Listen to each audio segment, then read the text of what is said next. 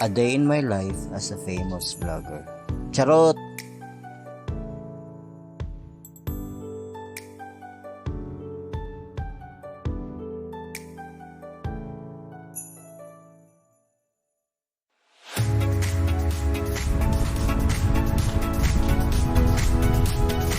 Hello, what's up mga kang-ang? So, shut up taon ko sa mga angler dara.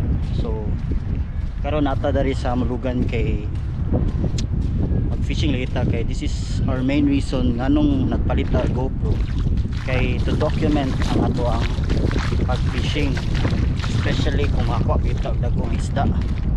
So, gagamit ko aron og setup na Kangkik UL ni siya 682.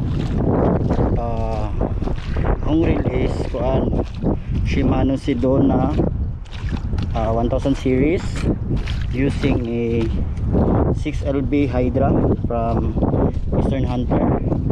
Tapos ang ato ang lure is atong favorite lure, ano siya, Chorinoya nga pink, ready to be Savager. Dahil ang ato ang leather line is Daiwa. So mo to, let's go. So karon kanina pala to i-field test galore. Palit na ko ni kang Musiloch from Cagayan de Oro. Nanay ang wala siya na siya physical na shop, pero balay lang na nila ata dara sa may cathedral. 8 grams ni siya. Sa gusto mo palit ani napod siya Shopee, pero mas maayo ko i-chat mo siya sa Facebook. Musiloch mo na yung Facebook, double L na ang Loch. Tapos kuan, at least maka-discount na siya mga tackle box, napod siya mga hooks, micro jig. Shout out to si Loch.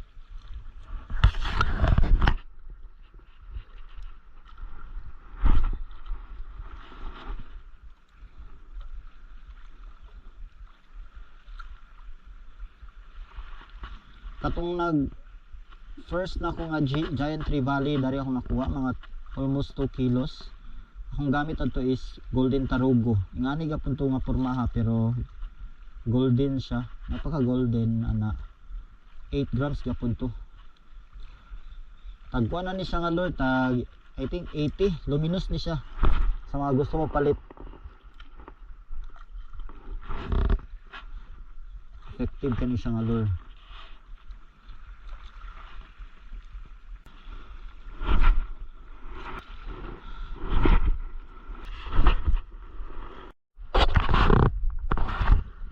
Karon atong gamitan na pod ning popper na pod nga lure, kay seeds mamo atong target.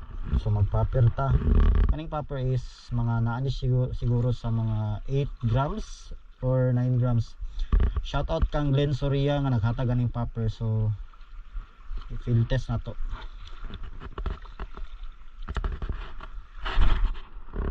Uy, saya pagkalabay.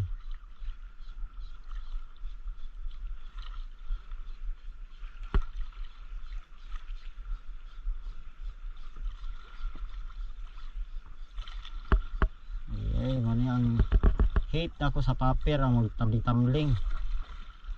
Oh?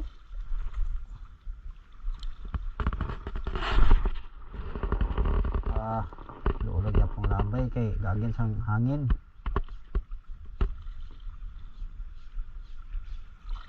Oh, isa po ni sa kalagutan ako nga ang paper kay lagi adto gilalong or di lang siguro ko kabalog gamit ano.